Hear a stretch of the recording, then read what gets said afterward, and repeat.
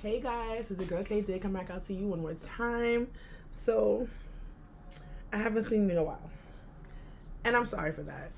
But I seen other people. I see out on my other channels. If you come over there, this platform is actually very small. It's only 20 people in here. Thank you for the people who are following me.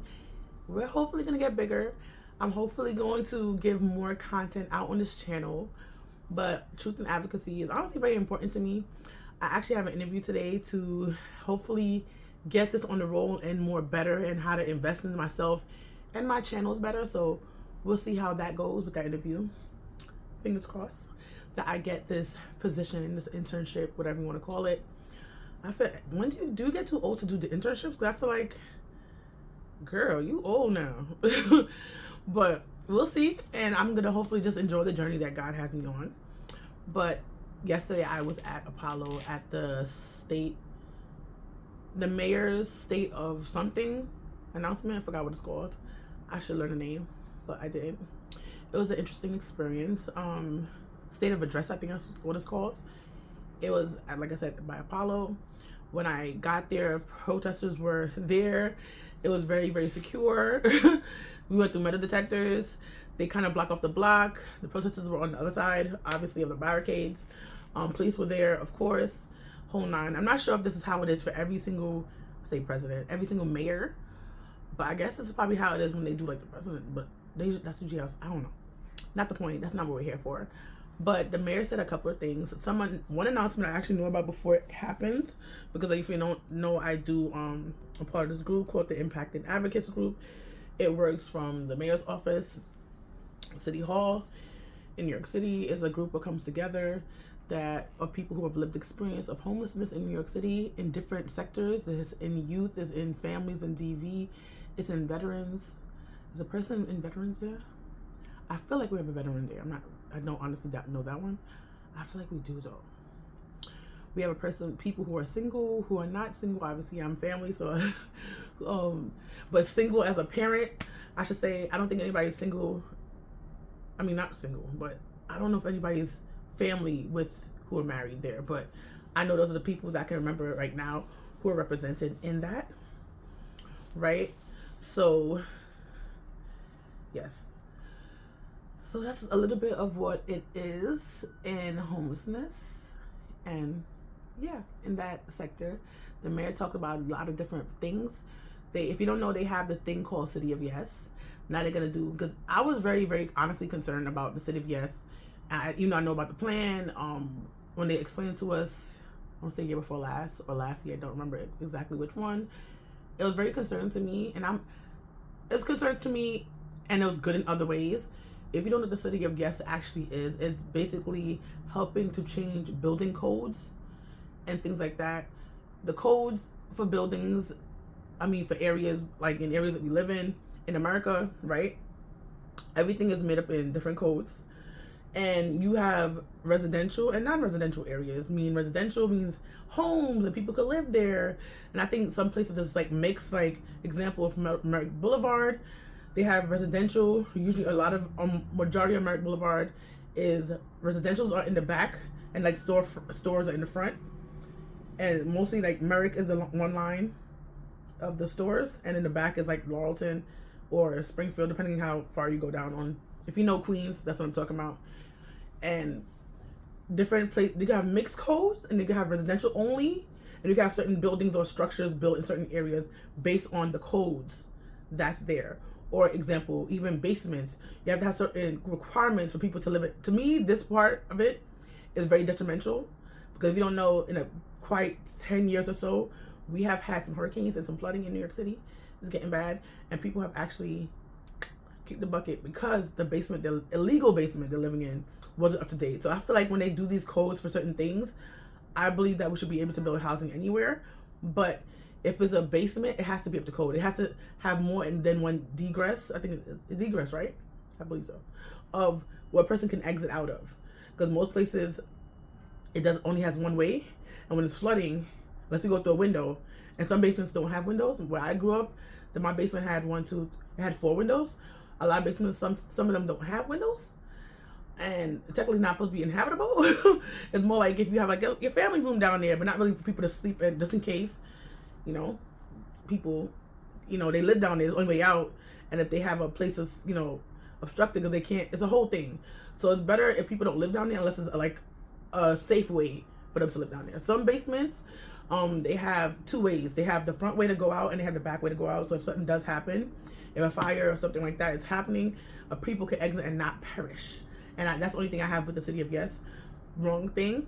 Another thing I had wrong, like they were making it seem like families could live in these conditions of these small, like if you know New York City, our places are very small. Our apartments are small. The houses are fine, but not everywhere in New York City have houses. The place I think of the most houses in New York City is Queens. Granted, Queens is the biggest borough, so that's not really saying, you know, take it as you will. But I was very worried about families.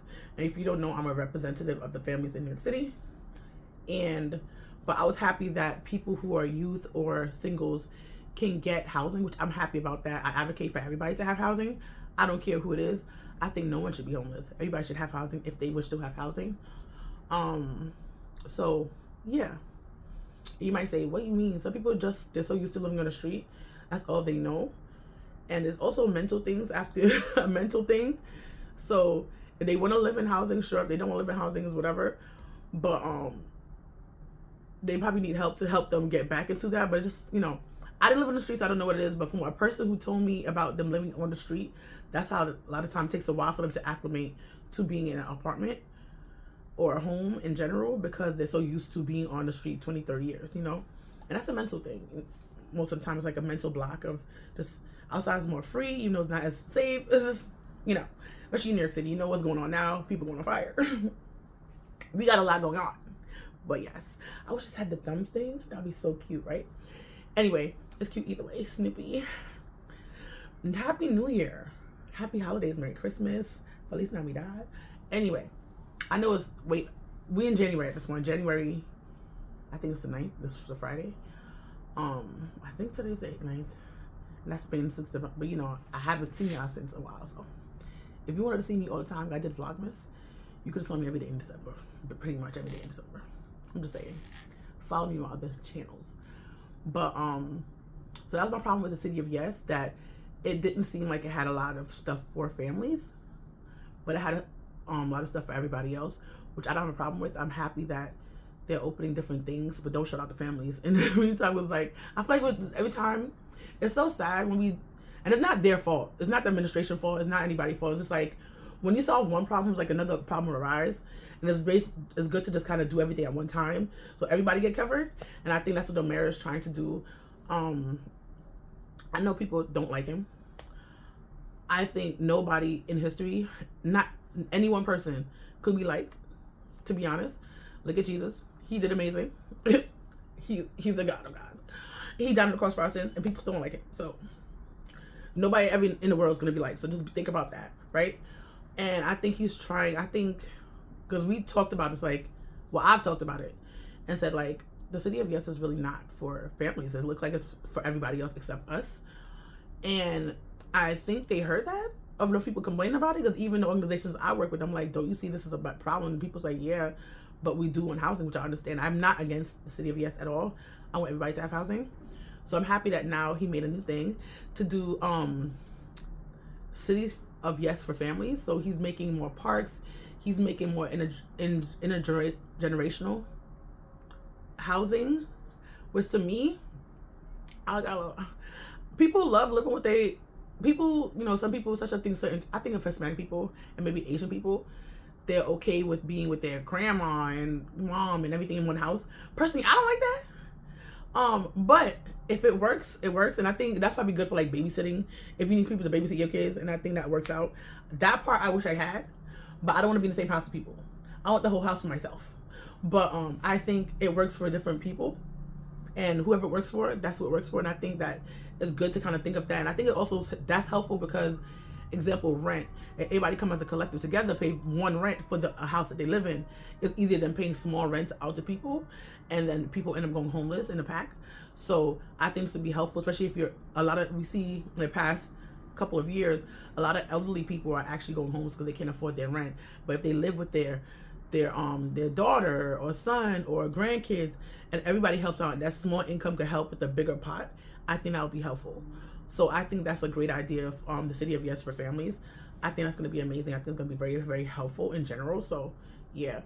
Another plan he talked about was a lot of stuff he said he's doing for Manhattan. To me, in my mind, Manhattan is like this small, so I don't know where he's going to put it. But I guess he has an idea where it's going to go.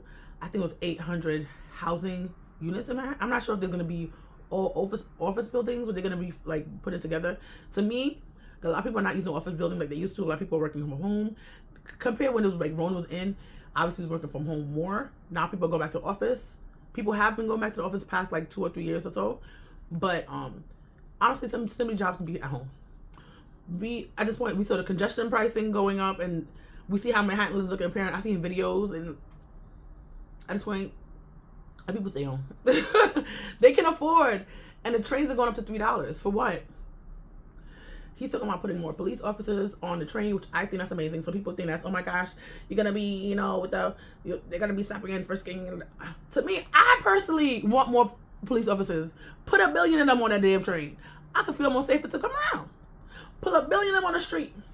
I think also the police people should be more diverse, and I think that's what it is. New York City is so diverse, but the police academy doesn't look like the people they're actually policing, and I think that's the problem. So we need to work on that. Maybe that'd be helpful. People who look like you police the people who look like you. Sometimes our people still be doing the most, but it might be more helpful that way, in that aspect. So for right now, we can't just hire a bunch of billion of people who are Black, Asian, and Indian to be in the police force. But maybe they should recruit more high school students, maybe. But being a cop, honestly, is a hard job. People want to talk smack, whatever, about the police, but putting your life in danger and knowing that a person can pew you up because they want to, because of the job you have, that's crazy to me. So personally, I can't do that. It looks like I couldn't be a nurse or a doctor. And when a pandemic happened, you put an oath, I'll be the one to quit, because I'm not doing it yet. I'm not. So certain jobs I can't do, but if you have the mindset to do that job, you should do it. And I say kudos to you. Okay. So personally, I think what he should do, maybe I should tell his people. Maybe I should tell him. Cause if you don't, anyway, you need to have more undercover cops, and also cops off their damn cell phone. We need some undercover homeless cops, looking homeless cops.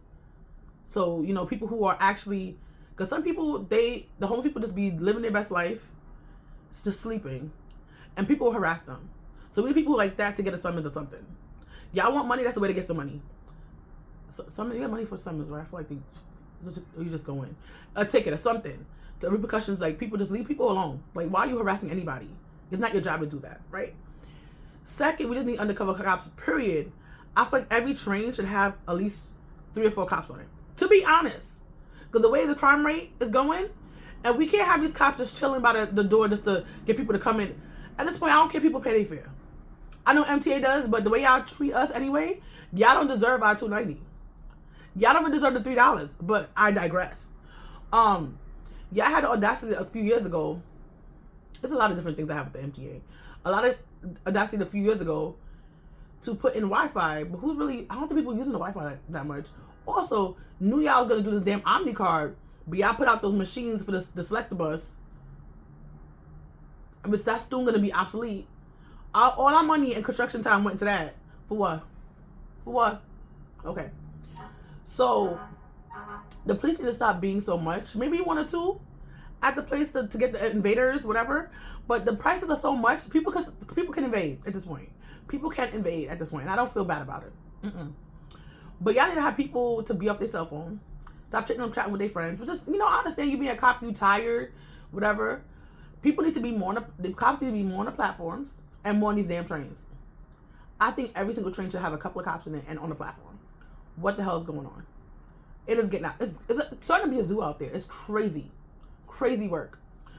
I saw a disheartening video the other day, yesterday, with this man acting crazy, and he got this lady's hair, and she doesn't want to move, and she's mouthing, and the person who's filming is a man, which, I'm not gonna say you should butt in, because we saw what happened when somebody butt in, and somebody had a problem about it. Well, the person he butted, the lady's mouthing helped me, and nobody's helping her. I feel bad for her. Nobody's helping her. She look at this tiny, nobody's helping her. I felt so bad for her. And the person's walking up and down the train, and then he sit next to her, try to get up, and then that happened. The person who did it was a black man. I'm upset about that. But it is mental health. It goes in everybody. So I just, the lady, I think she's a white lady. I don't know, but she wasn't. She didn't look like us. That's what I'm trying to say.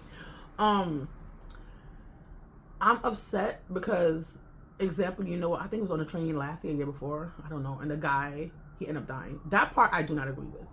But it's like when you jump in, what's the repercussions for you for jumping in and helping somebody? And then, God forbid, when you have adrenaline, somebody end up happening. I think sometimes it could be too much force, and that's the problem.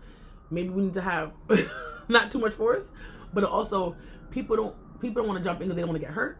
Because that also happens. You jump in, a person who you're helping is not getting hurt, but you're getting hurt. So it's like, it's now just like a and we just, I think New Yorkers too is also so between people being afraid and just like the bystander kind of approach to it, and now people just taking out their phones, filming instead of actually help. Girl.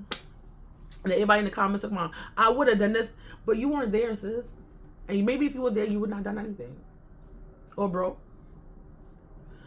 But that's one aspect. But he talked about, like I said, building more places for families to live. He pushed a lot of family homelessness stuff, which I'm very excited about. And mental health, I want to say it's $5 billion. I forgot. Don't quote me. I never write it down. Just listen. I'm gonna learn. But him get more mental health. He's helping people with mental health.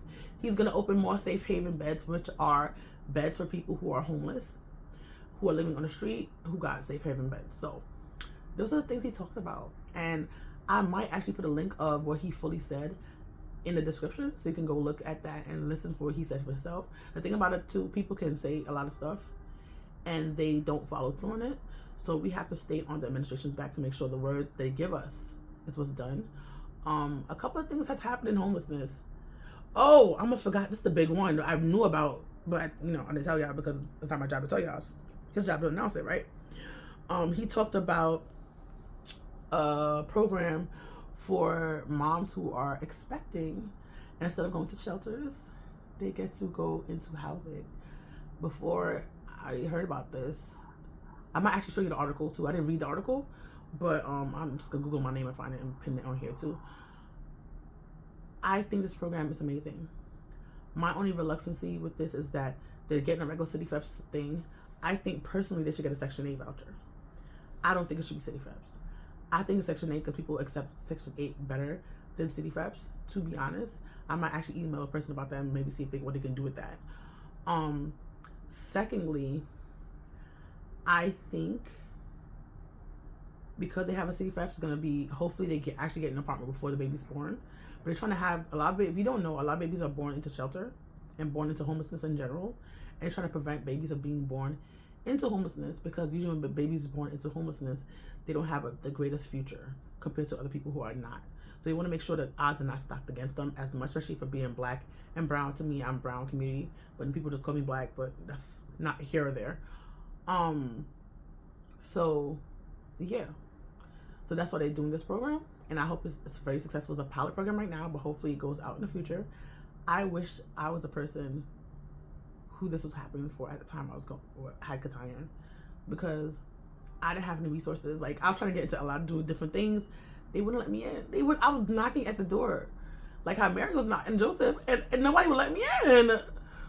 So, and he talked about how, like, you're in the hospital and you have nowhere, like, having a baby, and that was me. Like, that was my story, being in a hospital and having nowhere to go, nowhere to turn, and then people threatened to call ACS because I have nowhere to go. And it's like, I tried my best. I went to school. I got married, and I still had nothing with my 4-year degree and debt. And that's the sad thing about it. People think that, people just become homeless because they're lazy, they're uneducated. No, I was educated. I went into debt for it. I can prove it. And I still ended up homeless. Damn. I fulfilled half of the American dream, and I still end up homeless. What does that tell you? Something is a flaw. Some people say, because you're black. I don't think so. Because some people are out here white and still struggling. Yes, black people have stuff against them, stuff against. I don't feel it. I don't feel like the stack is against me. But some people who are black, they feel like the stack is against them and they're fighting the system. To me, I'm just fighting for everybody, no matter what color they are, to be able to live a happy and healthy life and to be emotionally good, physically good, and have all the things that they want, like, to be honest. And that's what it is, being an advocate. And not taking out this group and being that group against that group. No, is seeing the problem and making sure the problem you see can help the people you're trying to help. And the thing about it, the truth is, homelessness does not have a color. Homelessness can happen to anybody in any community. So thank you for listening. Please follow your girl and talk to you next time. Bye.